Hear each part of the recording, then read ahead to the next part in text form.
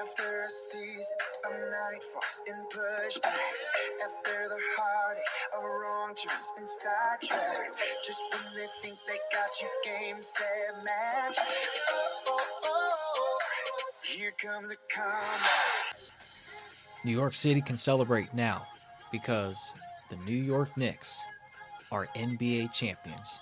They can cry tears of joy now that they have ended their long 53-year championship drought. And it is over. The New York Knicks can celebrate. Welcome back to the Good Sports Podcast. I am your host, Brady Masters, and the New York Knicks, tell you what, they trailed in every game of this NBA Finals against the San Antonio Spurs and won this series 4-1. They won in 5 games. And I tell you what, it wasn't easy against this young San Antonio Spurs team that had an average age of 25 years old. And the turning point of this series would be the New York Knicks in Game 4 trailing the Spurs in Game 4 when they were down 27 points at halftime. It looked like that this game was going to be over with, but there were some people who watched this game, didn't have a lot to watch.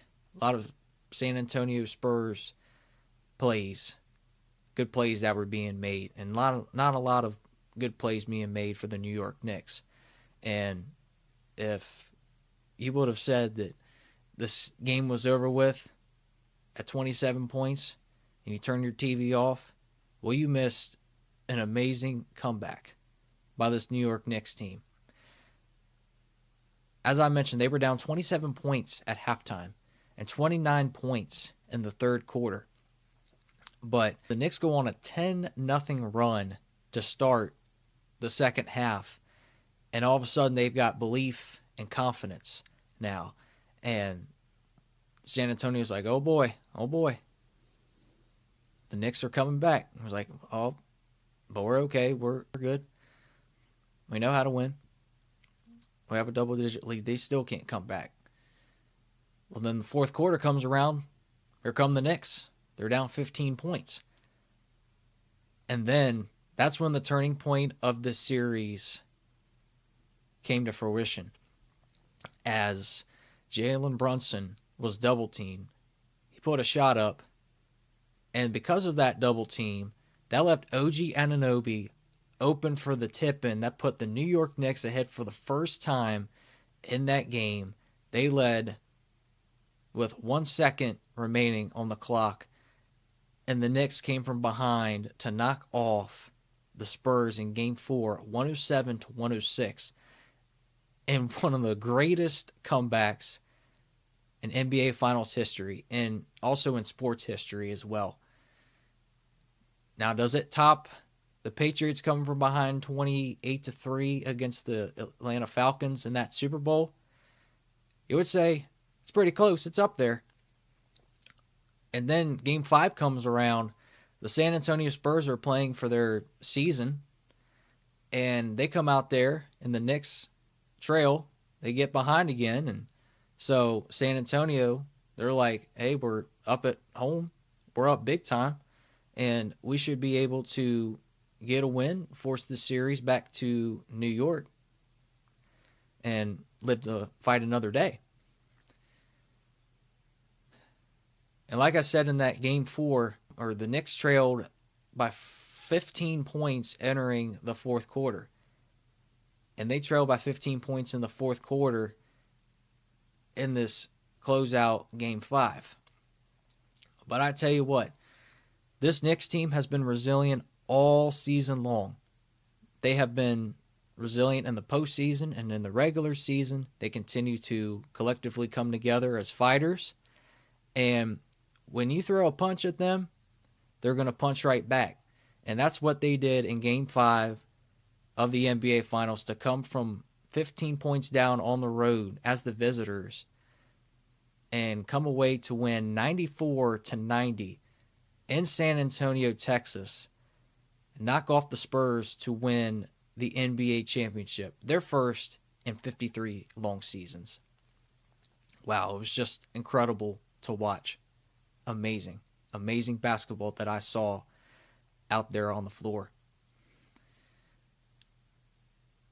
Now, I will also tell you that it was a team effort, a big team effort. I mean, OG Anunoby had that big tip in game 4, but he also played some big time defense. Karl Anthony Towns did a great job defending Victor Wembanyama and not giving up. He made some big plays. I talk about Josh Hart and Mikal Bridges, a couple players who played for Villanova. They made some big time shots and made some big time plays. Landry Shamet, he's usually coming off the bench. He impacted the game big time as well. But the guy I got to talk about is Jalen Brunson. Jalen Brunson looked like he single-handedly, as he did, led New York back into the game. He poured in 45 points in that game 5 to lead New York out of that double-digit deficit to win the NBA championship. And yeah, you could say you look at the box score and it was 45 points for Jalen Brunson. Like, where's everybody else at? Well, you got to think about it too. There are other plays that need to be made, and the other guys set Jalen Brunson up, and they set each other up, and they produced in a big way. And Jalen Brunson forever is going to be the king of New York. I mean, he's going to be. I mean, this guy has battled injuries like lots of other players have, and the Mavericks traded him, and after coming from Villanova out of college, and then he's got himself an NBA championship, and he gets to celebrate it with his dad. That's pretty cool when you get to celebrate an accomplishment like that with your loved ones who care about you and who have been through the ups and downs of your life, been through it all.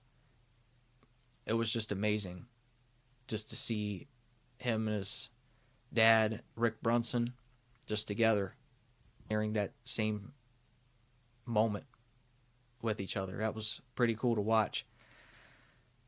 But yeah, Karl Anthony Towns, OG Anunoby, Mikal Bridges, Josh Hart, all those guys contributed to helping New York win this championship. And Landry Shamet, Jose Alvarado, who came in earlier in the series when Jalen Brunson wasn't 100%. He was a little banged up.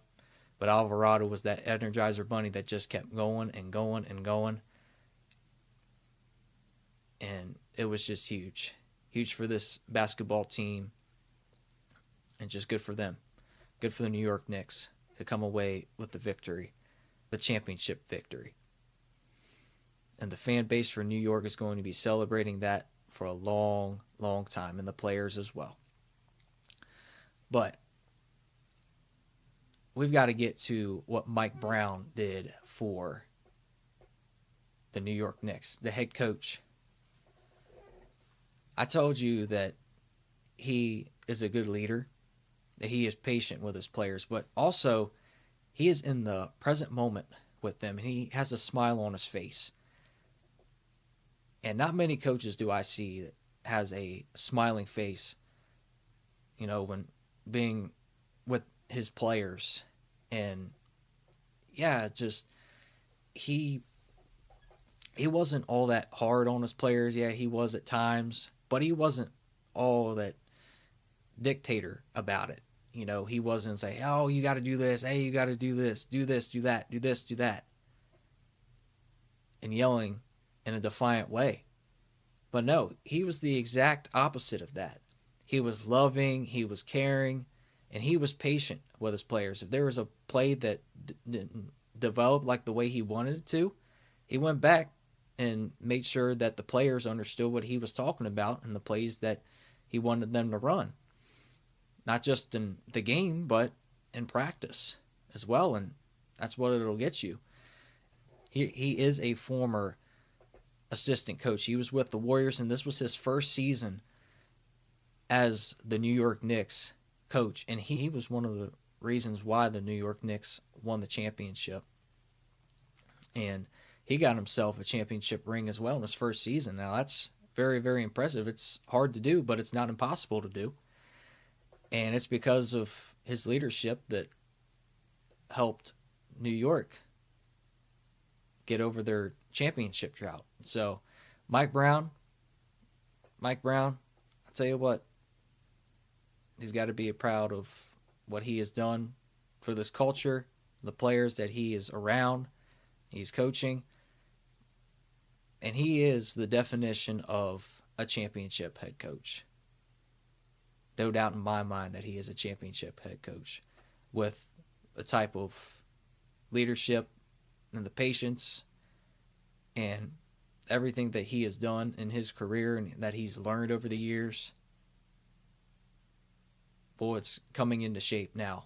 And if the New York Knicks can keep everybody, keep all their players, maybe add some, and keep Mike Brown, the New York Knicks, I think, are going to be one of the favorites to win next year's NBA title.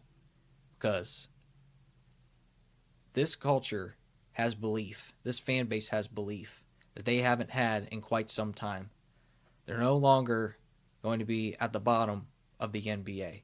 They're going to be remembered for a long, long time. And watch out for the rest of the NBA, because the New York Knicks, yes, they're happy with the championship, but they're going to continue to be a thorn on the sides of the rest of the NBA landscape. Coming up next on the Good Sports Podcast, I'm going to talk about the World Cup and get into the Spain-Cape Verde game. It was a very, very surprising result. You're watching the Good Sports Podcast with Brady Masters, and we will return after this. Of all the painful memories still running through my head, I wonder how much different things would be, dear younger me.